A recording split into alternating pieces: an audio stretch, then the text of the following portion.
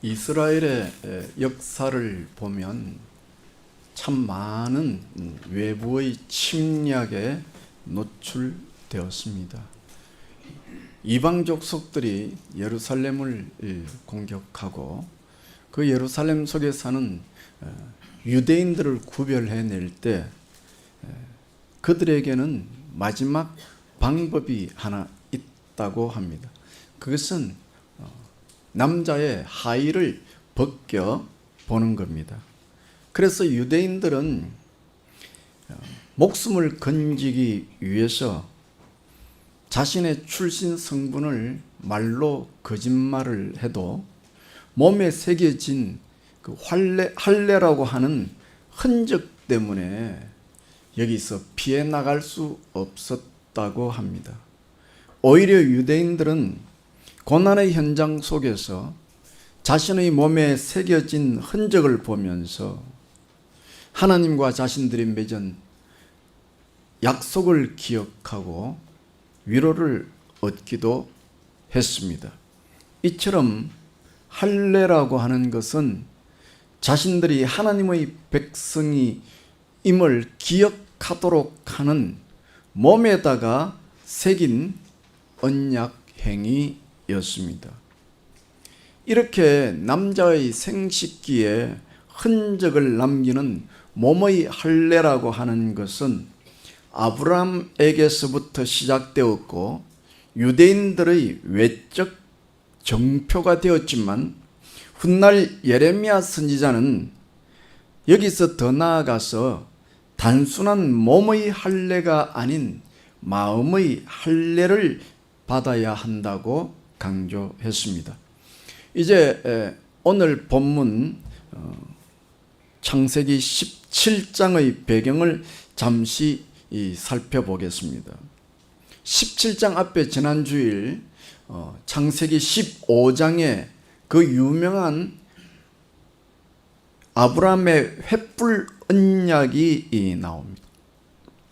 그리고 이 15장에 있는 아브라함의 횃불 언약은 오늘 본문에 나오는 17장의 소위 할례 언약과 짝을 이루는 굉장히 중요한, 성경에 있어서도 어떻게 보면 가장 핵심을 이루는 기초가 되는 그런 내용이라 할 것입니다. 이렇게 15장의 횃불 언약과 오늘 본문 17장에 나오는 할례 언약 사이에 아주 묘하게 16장, 그러니까 17장의 배경이 되는 16장의 내용이 있습니다.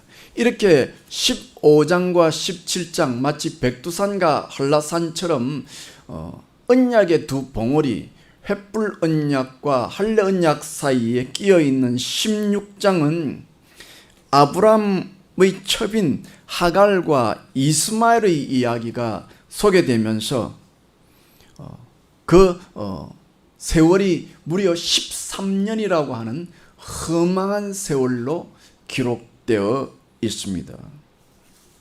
그러던 어느 날이죠. 창세기 17장 1절에 들어오면서 그 13년이라는 허망한 세월을 보낸 그때 아브라함 나이가 99세라고 밝히면서 하나님께서 다시금 아브라함에게 찾아오셔서 나는 엘샤다이의 하나님이다. 굉장히 중요한 하나님의 자기 계시죠. 나는 엘샤다이의 하나님이다. 전능하신 하나님이다. 그러니 너도 행하여서 완전해야 한다 요구하시고 그리고 곧장 할례 언약을 맺는다 하는 것이 배경과 오늘 17장의 줄거리가 되겠습니다. 그런데 오늘 이런 할례 언약을 맺는다는 17장의 내용을 살펴보면 제가 즐겨 관찰하는 내용 중에 반복되는 단어가 무엇이냐, 무엇이 반복되느냐, 그것이 성경의 저자의 의도를 잃는 가장 첩경이라고 수없이 말씀드렸는데 오늘 본문 17장에 보면 이 할례 언약이라고 하는 이 언약이 무려 13번이나 반복되어집니다. 그러니까 17장은 다시 말하면 할례 언약에 관한 말씀이죠. 그래서 오늘 설교 본문이 창세기 17장이므로 가장 핵심을 이루는 할례 언약에 관해서 말씀을 드리려고 하고, 오늘 설교의 주제가 할례 언약을 행하라 라는 주제로 여러분들에게 말씀을 전하고자 합니다. 그러면 오늘 제가 할례 언약을 행하라, 이렇게 행하라 명령형으로 만든 이유를 말씀드리겠습니다. 언약이라고 하는 것은, 약속이라는 거 하는 것은 하나님과 사람이 서로 계약자가 되어서 서로 하는 것인데, 왜 할례 언약은 아브라함에게 일방적으로 행하라 하는 식으로 표현되었느냐 하는 것입니다. 앞서 잠시 말씀드린 것처럼 아브라함의 언약은 이 성경에서 가장 기초가 되는 내용인데, 15장 17장 중요하다고 했죠. 15장 횃불 언약과 오늘 17장에 나오는 할례 언약은 동전의 양면에 해당되는 것이거든요. 매우 중요한 내용인데, 17장의 횃불 언약의 키포인트는 어디 있느냐 하면, 하나님께서 내가 이 언약을 꼭 지키겠다, 내가 아브라함 너에게 한 약속, 이것을 만약에 내가 못 지키면 내가 피조물 앞에서 죽임을 당하겠다, 이런 하나님 앞에서의 약속입니다. 그리고 이 이 17장에 나오는 할례 언약은 여기 15장에 하나님의 정언이라고 하는 강조점이 있는 15장과 비해서 17장은 아브라함의 의무, 인간의 의무, 반드시 해야 할 의무, 이것을 강조하는 것입니다. 그래서 오늘 주제가 할례 언약을 행하라, 그렇게 말씀하게 된 것입니다. 첫째로, 그러면 할례 언약을 행하게 된 아브라함의 상황, 형편이 어떠했습니까? 다시 말씀드리지만은 15장부터 이 내용이 배경으로 나오죠. 15장에 보면 유명한 그 이신칭의라는 교리가 시작되는 내용이잖아요. 아브라함이 감정적으로 하나님을 온전히 믿지는 못하지만은 그런 상황 속에서 하나님의 말씀을 믿을 때에 하나님께서 그것을 의로 여겨주셨다. 그래서 이신칭의라는 말이 여기서 나오잖아요. 하나님께서 그것을 의로 여겨주시고, 아브라함의 연약한 믿음이지만 아직 감정적으로 하나님을 완전히 의지하지는 못하지만은 하나님께서 이런 미성숙한 아브라함의 믿음을 완전하게 성숙시켜 줄 것이라는 증거로 횃불 언약을 맺고 증거를 보여주신 것이죠. 다시 말하면 이 횃불 언약은 오늘 우리로 말하면 하나님께서, 우리가 예수 믿는 우리도 지금 불완전하잖아요. 이런 불완전한 우리의 믿음 속에 성령께서 불로, 빛으로 찾아오셔서 내 마음에 임하시고 나의 죄된 마음을 치료하심으로 완성시켜 주겠다는 약속의 말씀입니다. 이런 말씀을 받은 우리의 삶의 현장이 어떻습니까? 아브라함이 이 횃불 언약을 받았습니다. 15장에. 그런데도 불구하고 아브라함은 어떤 삶을 삽니까? 16장에 보면 허망한 세월에 빠져들어갑니다. 무려 13년을 진흙탕에 뒹굽니다. 우리도 역시 그렇죠. 예수님을 믿고 심지어 교회에서 무슨 직분까지 받았다고 하면서도 실제 우리의 삶은 옛날의 습관과 아픔과 죄에 빠져서 거기서 여전히 허우적거리지 않습니까? 이것이 아브라함이 오늘 본문 17장에 할례 언약을 받는 상황입니다. 좀 더 구체적으로 말하면 아브라함과 사라가 갈대아 우르를 떠난 지 이미 10년이라는 세월이 지났습니다. 그런데도 하나님은 여전히 아브라함에게 자식을 주겠다는 응답이 1도 없었습니다. 심지어 세월이 10년이 흘러서 아브라함의 아내 사라에게 그만 경수가 끊어져 버렸습니다. 그러니 여자로서는 자기에게 몸에 경수가 끊어졌다는 것을 느끼는 순간 지난 10년 동안 하나님을 의지하며 나름대로 믿음을 붙잡았던 그 모든 삶이 허망해져 버린 거예요. 이제는 완전히 자식을 낳을 수 있다는 소망이 끊어져 버린 거예요. 그리고는 지난 10년 동안 혹시라도 하나님께서 자녀를 주실까 일가닥 믿고 의지했던 그것이 부끄럽고 후회스럽고 원망스럽고 하나님에 대한 불평과 불만이 속에서 절제가 안 되고 막 올라오기 시작하는 거예요. 그런 내 마음속에 세상적인 방법이 꾸역꾸역 올라오는 순간 정광석화처럼 아브라함의 아내 사레는 세상적인 방법을 동원하고 여러분이 잘 알지만 그 결과로 사라는 그의 첩 하갈을 아브라함에게 넣음으로 인하여 이스마엘이라는 아들을 낳죠. 성경에 보면 이스마엘을 덜짐승으로 비유합니다.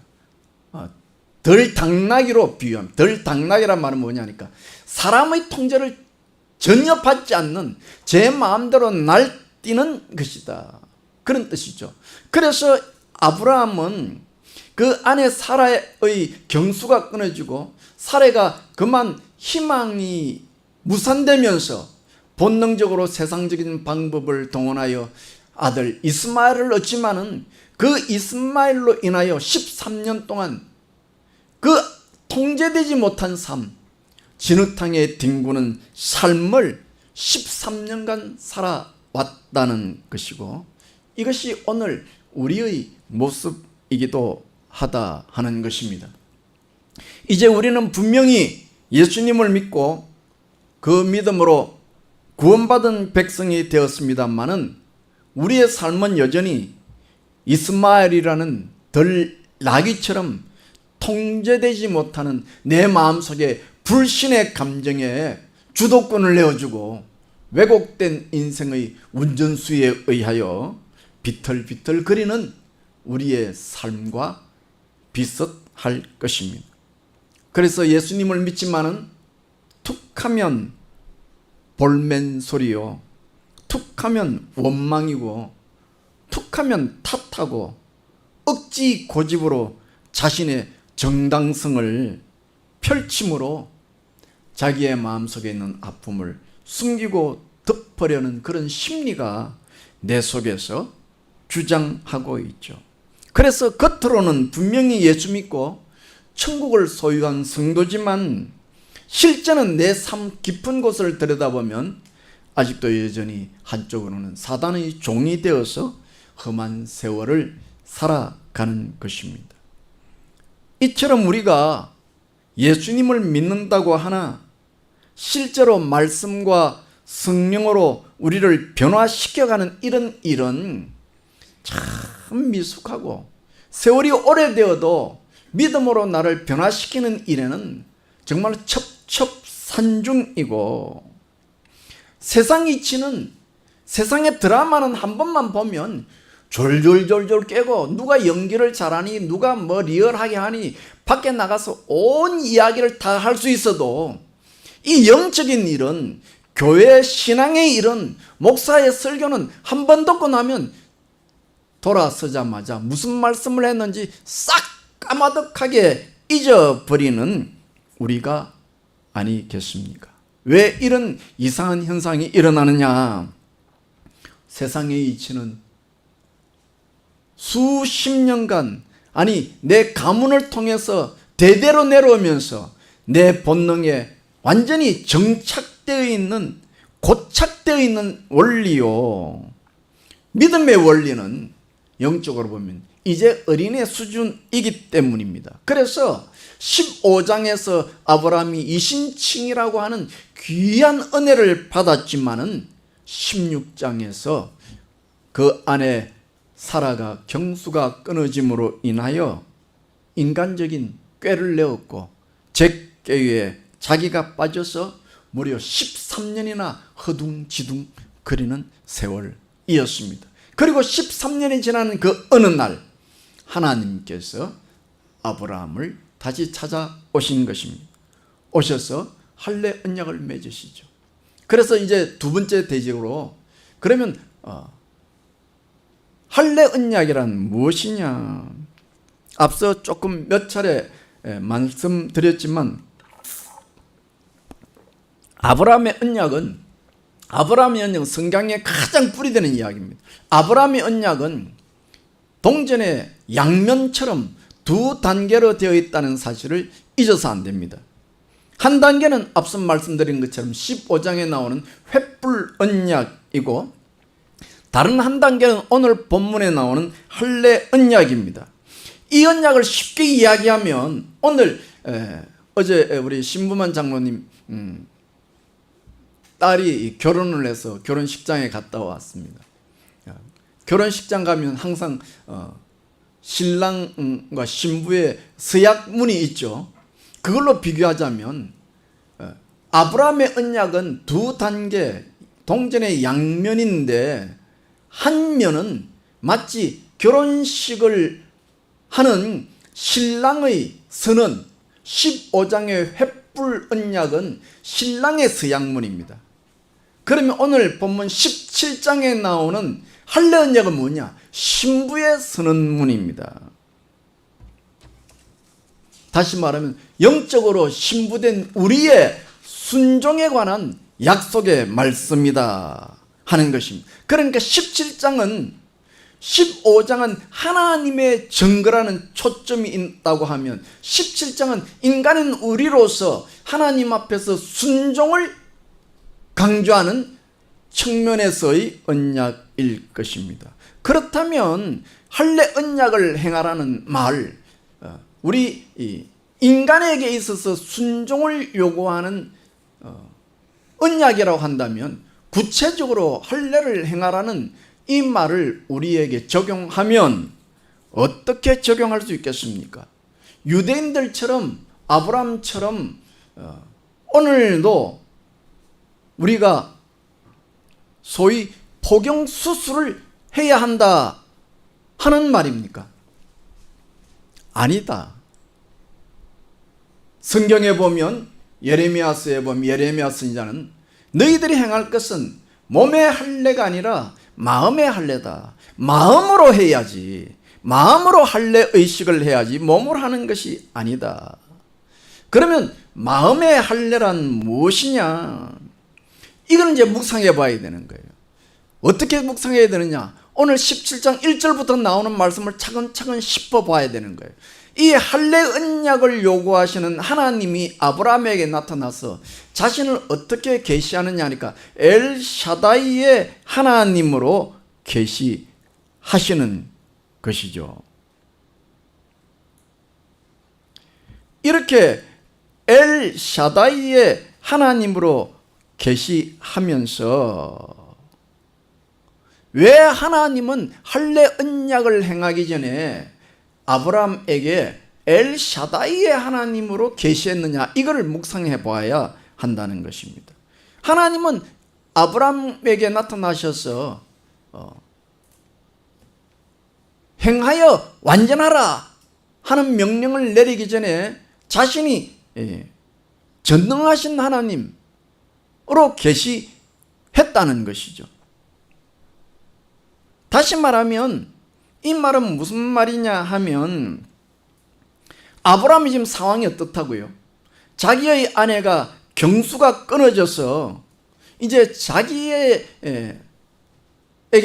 하나님의 약속된 자식을 더 이상 얻을 수 없다는 절망과 허망감에 빠져서 그만 세상적인 방법으로 돌려치기를 해서 이스마엘을 낳고 진흙탕의 삶을 13년간 지금 살아왔잖아요. 그러니 이런 아브라함과 사라 앞에서 하나님은 말씀하는 거예요. 너가 불가능하다고 생각하느냐? 너 아내가 경수가 끊어졌으니 자녀를 못 낳는다고 생각하느냐? 그렇다. 너희들은 불가능하다고 생각되는 일도 나는 엘샤다이의 하나님이다. 나는 가능케 하는 하나님이다. 그러므로 너희는 내가 전능한 하나님인 것처럼 그 말씀을 붙잡고 너희들도 행하여 완전히 행하라 하는 것입니다. 하나의 미션을 준 거죠. 영적 미션. 내가 완전한 하나님이니 너희도 완전한 하나님이 되어라 하는 미션. 그 미션을 만들어내는 거예요. 다시 말하면 너희들이 보는 현실적으로 불가능한 일도 믿음으로 가능한 일로 만들어내는 삶을 살아라. 그래서 이런 미션을 아브라함에게 내어주고 하나님께서 아브라함을 이름을 어떻게 했다고요? 아브라함을 아브라함으로, 사례를 사라로 이름을 고쳐주는 거예요. 그 고친 이유가 뭐예요? 이제는 너희들도 행해서 너희들이 보는 불가능한 일을 가능한 일로 만들어내는 그런 믿음의 길을 걸어가라 하는 것이죠. 그게 할례 언약을 행하기 전에 하나님께서 아브라함에게 보여주신 계시죠. 그렇다면 이런 아브라함의 눈에 불가능하게 보이는 일을 어떻게 가능한 일로 만들어 갈 수 있느냐? 이 미션을 어떻게 수행할 수 있느냐? 그것은 우리식으로 말하면 몸의 할례, 다시 말하면 마음의 할례를 할 때 그게 가능하다 그 말이에요. 그래서 17장 1절부터 엘샤다이 하는 내가 완전한 하나님이니 너희들도 내 앞에서 행하여 완전하라 하는 미션을 주고 나서, 그리고 그 미션을 받은 사람을 향하여 이름을 바꾸어 주면서 아브라함을 아브라함으로, 사라를 사례를 사라로 바꿔주면서 너희들의 인생은 새로운 인생을 걸어갈 것이다. 너희들이 인간의 눈으로 볼 때는 불가능하게 보이는 일이지만 이제는 믿음으로 가능에 도전하는 삶을 살아갈 것이다. 그리고 그 구체적인 방법이 무엇이냐? 할례를 행하라. 우리에게 적용하면 마음의 할례를 행함으로 그 일을 가능하게 할 것이다. 그러면 마음의 할례라는 것이 그러면 또 뭐냐? 그것은 몸의 할례는 남자의 생식기의 껍질을 벗겨내는 것처럼 마음의 할례라고 하는 것은 내 마음의 포장지를 찢어라 하는 거죠. 내 숨겨진 본질과 속 감정을 하나님 앞에 찢어서 하나님 앞에 속마음을 보여라. 이 일을 새로운 이름 아브라함과 사라라는 이름으로 계명받은 믿음의 조상들을 시작해서 오늘 영적으로 아브라함의 자녀가 된 우리가 행하여야 할 길이고, 이 일이 하나님 앞에서 행하여 완전으로 나아가는 신앙 원리다 하는 것입니다. 그러므로 오늘 우리는 하나님 앞에서 내 마음에 숨겨진 불안, 염려, 두려움, 상처, 낭만감, 의존성, 불필요한 하나님이 주시지 아니한 내 마음속에는 수많은 부정적인 감정을 마치 할례, 생식기의 껍질을 벗겨내는 것처럼 내 마음에 있는 숨어있는 감정들을 포장하고 있는 껍데기를 벗겨서 하나님 앞에 내어놓는 일을 우리는 매일매일 감당해야 하는 것이고, 비록 이 일은 우리가 참으로 서툴고 생소한 일이지만 순종하는 차원에서 충실하게 날마다 감당해 나가야 한다는 것입니다. 그래서 오늘 17장 할례의 언약의 초점은 우리에게 있어서 날마다 내 속마음을 하나님 앞에 드러내는 순종이라고 하는 것에 있고, 이 순종의 길이 비록 서툴고 어렵고 어떨 때 볼 때는 부끄럽고 어떨 때 볼 때는 내 얼굴이 화끈화끈해지고 창피해지지만 하나님 앞에서 이 길을 걸어갈 때 우리는 이 길을 통해서 우리는 하나님의 전능하심을 드러내는 첩경의 길을 가게 될 것이다 하는 것입니다. 셋째로, 그러면 이 할례 언약을 행함으로 나타나는 결과가 무엇이냐 하는 것입니다.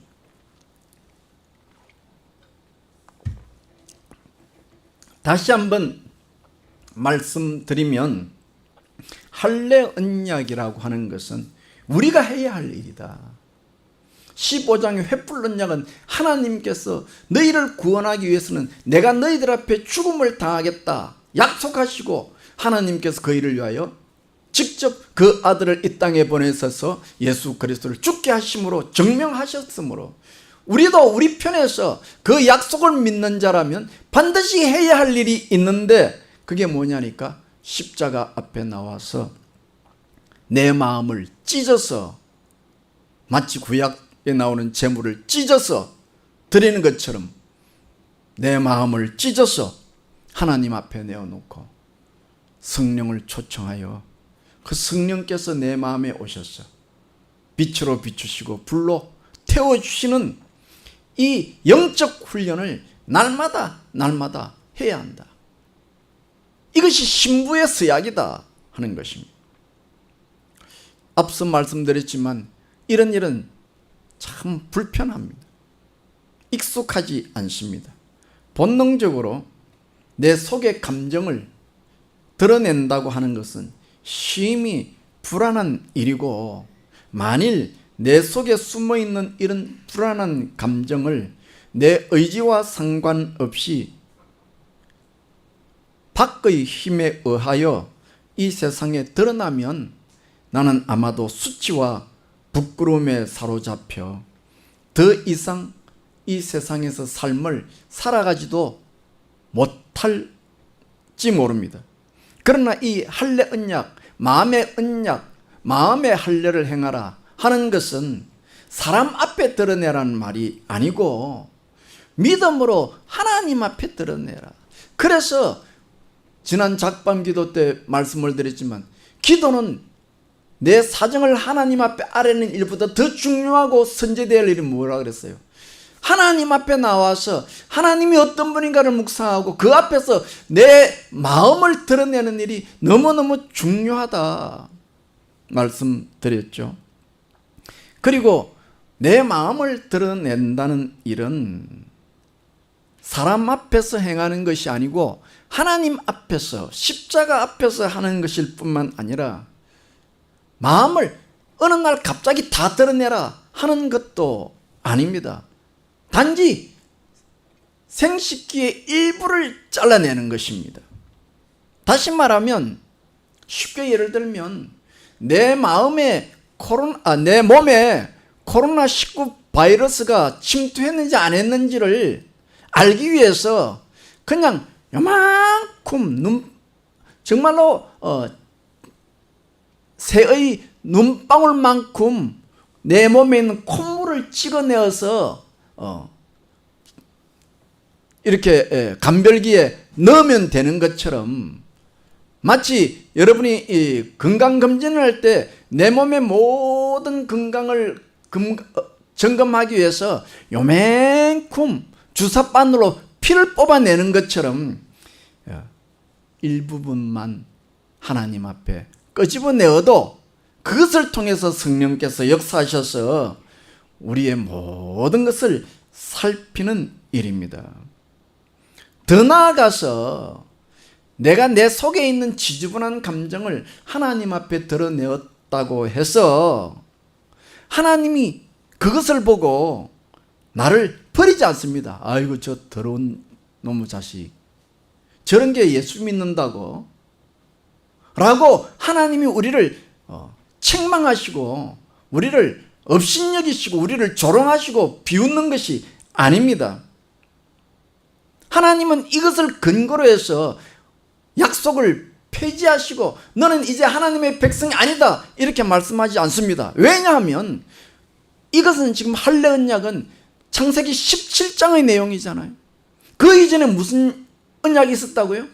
창세기 15장에 햇불 언약이 있었는데 그 햇불 언약이 뭐라고요? 아브라함이 믿으니 이를 의로 여기시고, 아브라함이 하나님을 완전히는 아니지만은 불완전하지만 그 가운데서도 하나님을 믿으니 이신칭이 내가 이 세상에 비록 죄인이고 잘못하고 실수를 해도 그럼에도 불구하고 그것 때문에 하나님이 나를 버리시는 하나님이 아니시고 나의 가냘픈 믿음이나 하나님 앞에 믿음으로 고백하면 나는 하나님 앞에서 영원한 언약의 백성이 되어지는 것이고, 이 이신칭의 창세기 15장에 나오는 이 말씀은 하나님께서 한번 약속하신 것이니 영원한 것이고 단번에 이루어진 약속이단 말이에요. 그러니까 내가 17장에서 할례 언약으로 내 마음에 있는 부끄러운 것들을 드러내어 놓는다고 해서 그것이 근거가 돼서 15장의 횃불 언약이 깨어지는 것이 아니다 말이에요.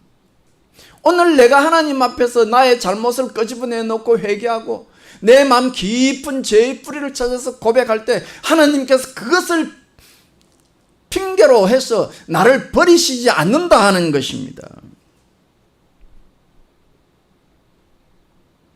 물론 이렇게 할 때 사단은 난리법석을 피울 것입니다. 사단은 내가 이런 지난날에 죄된 것들을 내 마음속에 끄집어낼 때 사단은 좋아서 활개를 칠 것입니다. 그리고 나를 향해서 불화살을 쏘아대고 이것을 근거로 해서 내 마음속에 스스로 나의 낮은 자존감을 드러내게 하고 나로 하여금 주저앉게 하려고 몸부림을 칠 것입니다만은 이것이 하나님과 나 사이의 사랑을 끊을 수 없고 오히려 죄가 많은 곳에 은혜가 많다고 하신 말씀처럼 하나님은 나를 불쌍히 여기시고 나를 더욱더 사랑하실 것입니다.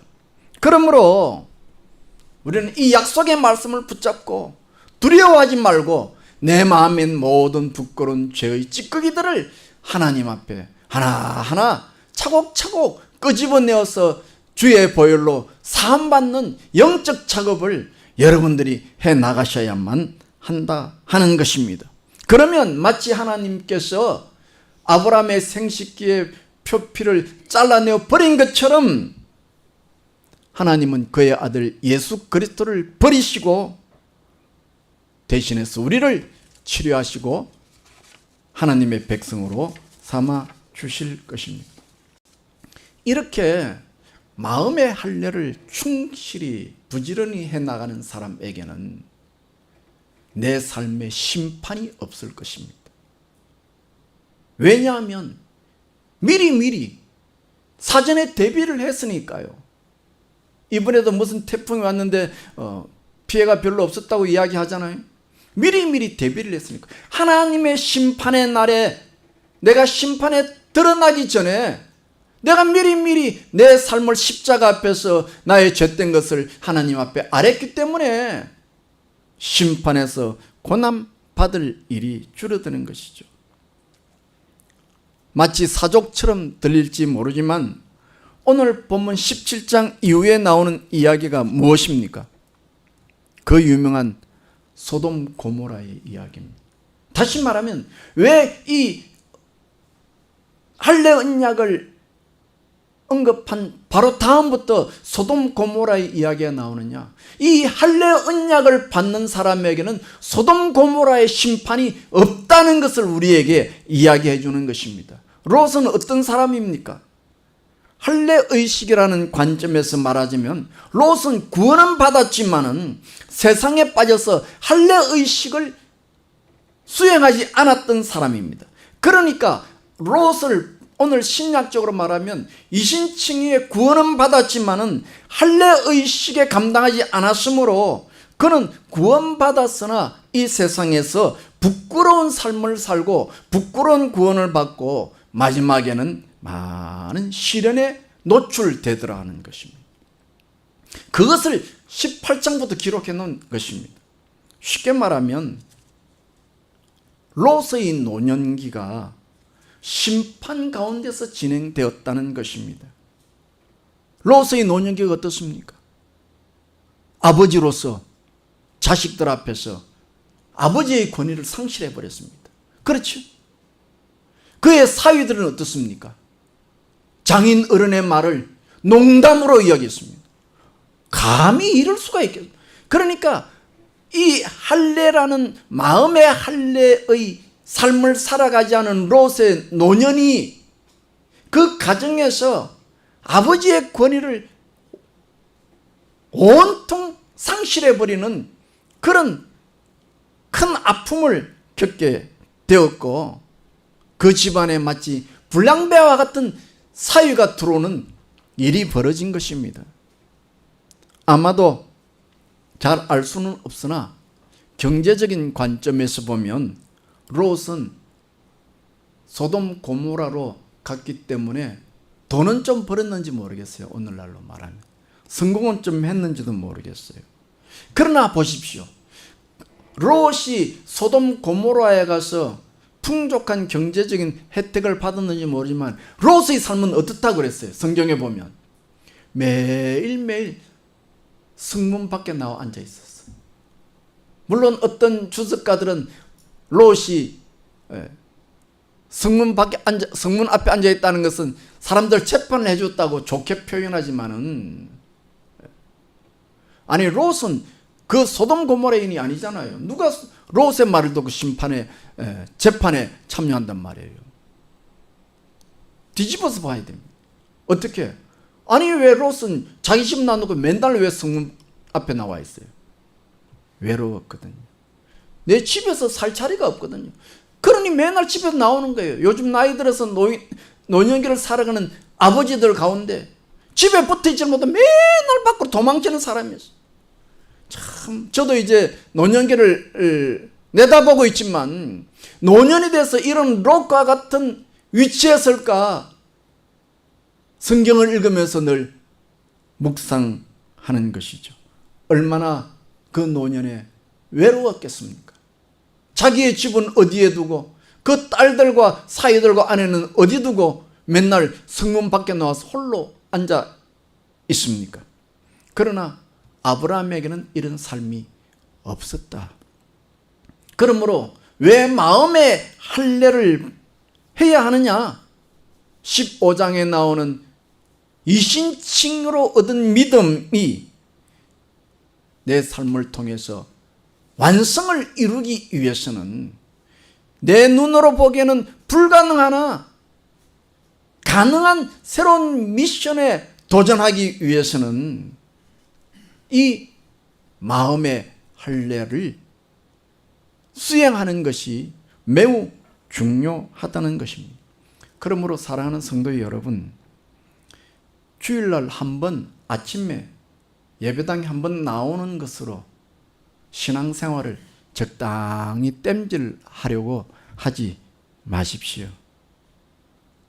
이 더운 여름철에 세상에서 우왕좌왕하지 마시고 내 마음을 이 세상에서 떠나보내고 내 마음에 있는 더러움을 조금이라도 씻으려고 몸부림치는 그런 여름이 되기를 원하고, 저녁에 시원함이 찾아오는 것처럼 내 심령에 성령의 시원함이, 성령의 주시는 기쁨이, 하늘나라의 꿈이 이 저녁 시간에 여러분의 심령 속에 깃들기를 예수님의 이름으로 축원합니다. 기도합시다. 하나님 아버지, 마음의 할례 늘상 듣지만 늘상 새롭고 늘상 도전이 됩니다. 신앙생활이란 십자가 앞에서 나의 찢어지고 깨어지고 부셔진 마음을 내어놓고 성령으로 새롭게 창조함을 받는 일부터 시작하는 것이라 하는 이 믿음의 원리를 오늘 우리들이 잘 부여잡고 이 더운 여름철 이 묵상의 수행이 우리의 삶에 깃들 수 있도록 성령이여 이 시간 찾아오셔서 감동케 하시고 주장케 하시고 역사하셔서 이 믿음의 길 걸어가게 하여 주시고, 그리하여 우리의 노년이 믿음의 완성을 바라보는 그런 노년이 되도록 축복하여 주시옵소서. 감사하옵고 예수님 이름으로 기도하옵나이다. 아멘. 찬송